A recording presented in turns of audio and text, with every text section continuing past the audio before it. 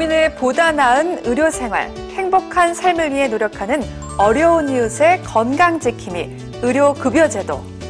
하지만 의료급여제도에 대하여 정확하게 알지 못하면 필요한 때에 이를 이용하지 못해 어려움을 겪게 될 수도 있습니다.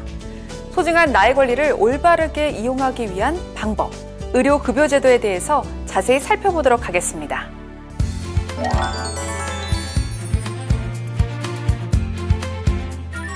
의료급여제도는 생활 유지 능력이 없거나 생활이 어려운 저소득 국민의 의료 문제를 국가가 보장하는 사회보장제도로 1종과 2종 수급권자를 대상으로 개인의 질병, 부상, 출산 등에 대한 의료 서비스를 지원하는 제도입니다.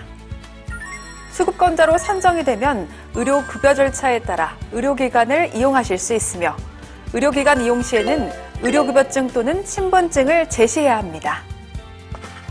의료급여를 이용하기 위해서는 제1차 의료급여기관에 의료급여를 우선 신청해야 하고 상위기관의 진료가 필요한 경우 의료급여 의뢰서를 발급받아 단계적으로 진료를 받을 수 있습니다. 만약 의료급여 의뢰서 없이 의료급여기관을 이용할 경우 진료비 전액을 본인이 부담해야 합니다. 의료기관 이용 시 수급권자가 부담해야 하는 금액은 다음과 같습니다. 다만 보건복지부 장관이 고시하는 경증 질환으로 종합병원 이상급 기관을 이용하는 경우 약국 비용 총액의 3%에 해당하는 금액을 본인이 부담해야 합니다. 그럼 의료급여 지원 혜택에는 어떤 것이 있는지 함께 살펴보도록 할까요?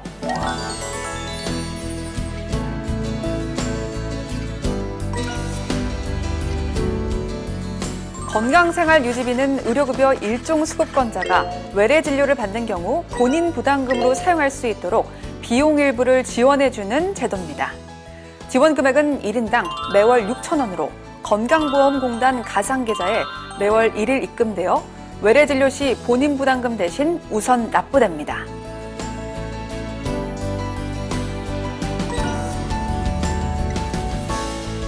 또한 수급자의 본인 부담금이 일정 금액을 초과하는 경우 초과 금액의 50%를 보상하는 본인 부담 보상금 제도와 초과 금액 전액을 환급하여 주는 본인 부담금 상한제를 실시하고 있으며 세부 내용은 다음과 같습니다. 다만 타 사업 지원 대상, 비급여, 선별급여 등의 사유로 지급 제외될 수 있습니다.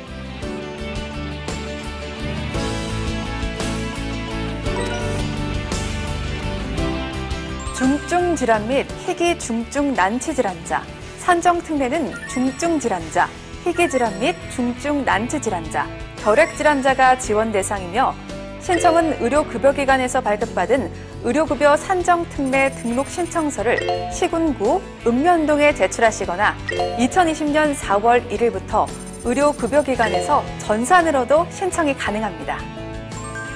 산정특례 대상자로 등록이 되면 급여 비용에 대한 본인 부담 면제, 일종 수급권자 자격 부여, 의료급여 절차 예외, 질환군별 급여일수 별도 산정의 혜택을 받아보실 수 있으며 산정특례 적용 기간은 다음과 같습니다.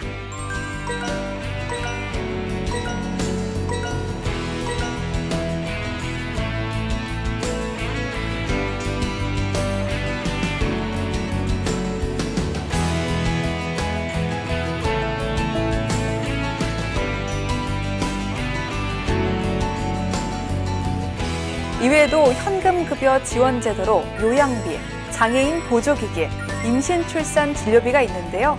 좀 더 자세히 알아보도록 하겠습니다.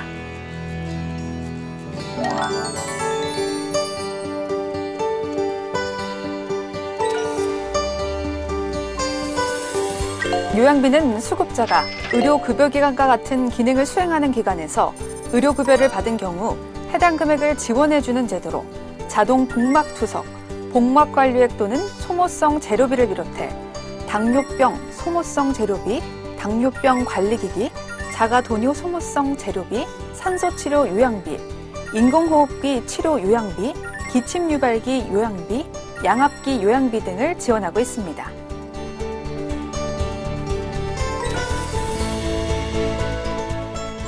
장애인 보조기기는 등록장애인을 대상으로 전동 휠체어, 의지보조기, 보청기, 전동 스쿠터 등 88개 품목의 보조기기를 지원하는 제도로 지원 절차는 다음과 같습니다.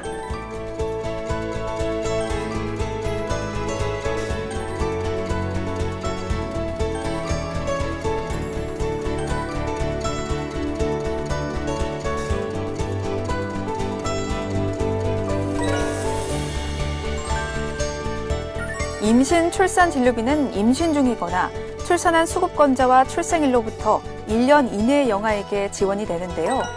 보장기관이 지원을 결정한 날부터 출산 예정일로 1년까지 사용이 가능합니다. 1, 2종 구분 없이 60만 원이 지원되며 일일 사용액 한도 제한 없이 산부인과 진료 과목으로 진료를 받은 경우 별도의 카드 소지 없이 진료가 가능합니다.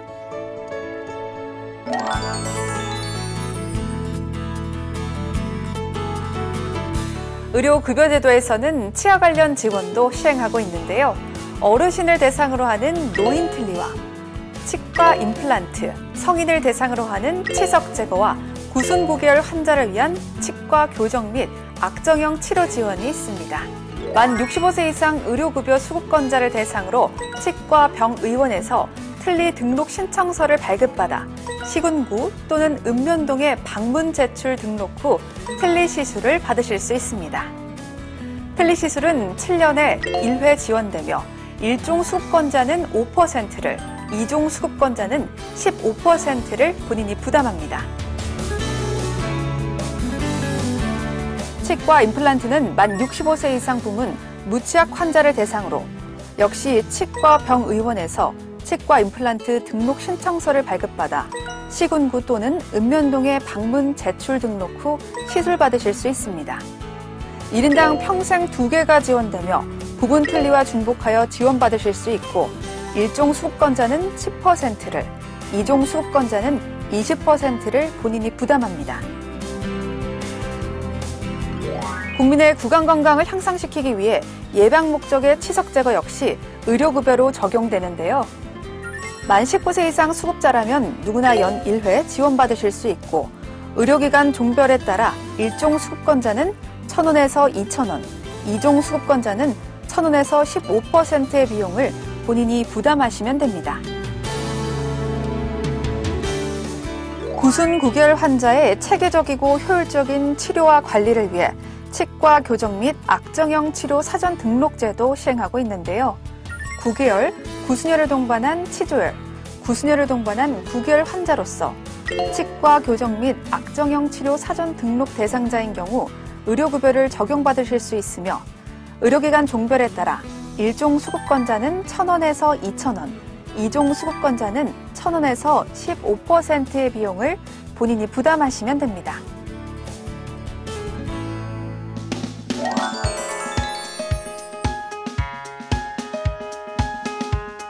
이번에는 의료급여 이용 시 유의사항에 대해 살펴보도록 하겠습니다. 의료급여는 질환별로 사용할 수 있는 상한일수가 있습니다. 상한일수는 매년 1월 1일부터 12월 31일까지 병의원을 방문하여 진료받은 일수와 입원일수, 투약일수를 모두 합산하여 선정되며 등록 중증질환, 등록 희귀 중증 난치질환, 만성고시질환은 각 질환별로 연간 365일, 그 외 기타 질환은 모두 합산하여 연간 365일입니다. 만일 상한일수를 초과하여 의료급여를 받아야 할 경우 상한일수를 초과하기 전 시군구청에서 연장 승인을 받아야 하는데 등록 중증질환, 등록 희귀, 중증 난치질환, 만성고시질환은 1회 90일 연장, 기타 질환은 1회 90일씩 2회까지 연장 가능합니다.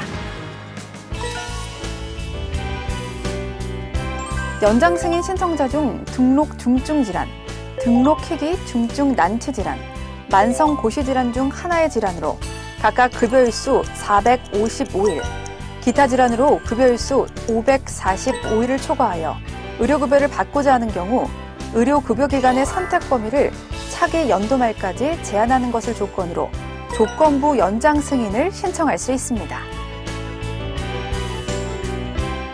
다만 연간 급여일수 365일을 초과하는 수급권자가 연장 승인 신청 대상자임에도 신청을 하지 않을 시에는 독촉기간 만료일로부터 신청서 제출 시까지 의료급여기관 및 약국에서 발생한 진료비 중 급여 비용에 대하여 건강보험 수준의 본인 부담률을 부담해야 하며 연장 승인 신청서를 제출했으나 연장 불승인을 받은 경우에도 불승인 결정일로부터 3개월간 급여 비용에 대하여 건강보험 수준의 본인 부담률을 부담해야 합니다.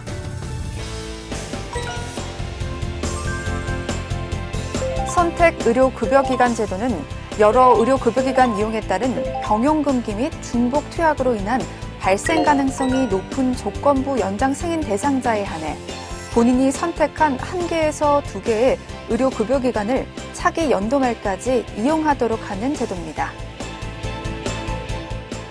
선택의료급여기관은 제1차 의료급여기관 중 한 곳을 선정하는 것이 원칙이며 복합질환으로 6개월 이상 진료가 필요하다는 진단서 또는 소견서 첨부 시 추가 선택병원 지정이 가능합니다. 또한 선택의료급여기관 외에 다른 의료급여기관에서 진료가 필요한 경우 선택의료급여기관에서 의료급여 의뢰서를 발급받아 이용해야 합니다. 의료급여제도에서는 동일 상병으로 여러 의료급여기관을 다니며 동일 성분 의약품을 중복투약하는 것을 방지하기 위해 동일 성분 의약품 중복투약자 관리를 하고 있는데요. 중복투약 관리 기준은 2 이상의 의료급여기관을 방문하여 동일한 상병으로 동일 성분 의약품을 6개월 동안 215일 이상 처방 조제받은 경우입니다. 중복투약 시 위반 횟수에 따라 약제비 전액 본인 부담이 발생하는데 최초 위반의 경우 중복투약 사실 통지서를 발송하고 사례 관리를 실시하게 되며 2차 위반자는 3개월 동안 약제비 전액 본인 부담, 3차 위반자는 6개월 동안 약제비 전액을 본인이 부담해야 합니다.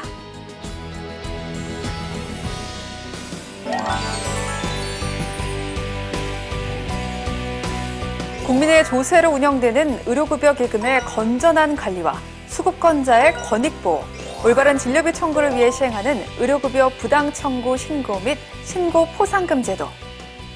진료받은 내역이 건강보험공단에서 통보한 진료 내역과 다른 경우 신고를 통해 의료급여기관에서 허위 부당 청구한 사실이 확인된 경우 일정 금액을 포상금으로 지급하는 제도로 주소지 관할 보장기관에 신고하시면 됩니다.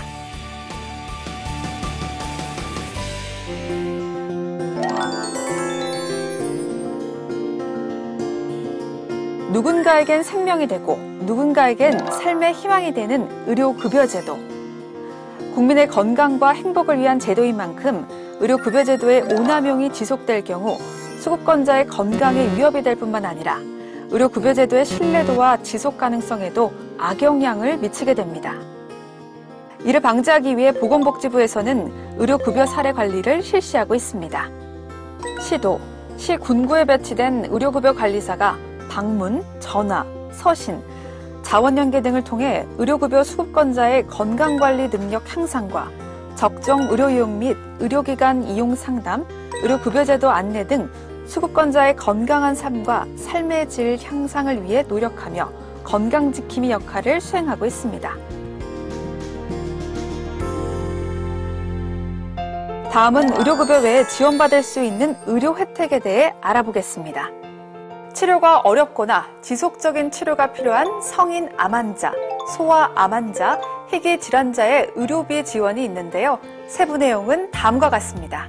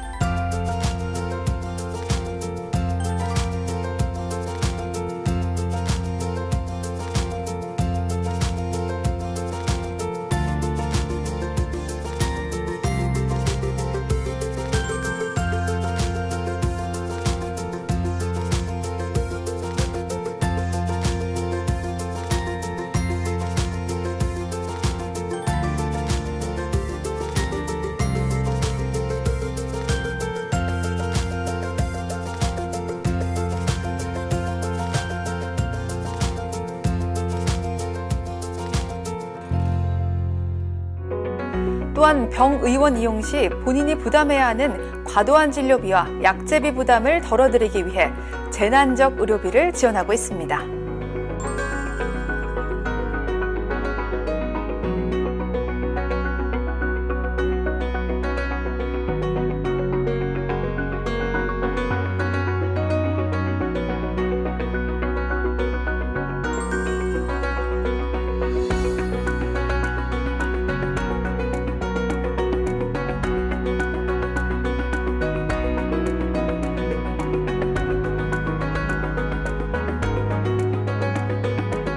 마지막으로 긴급복지지원제도, 국가건강검진 관련 내용은 다음과 같습니다.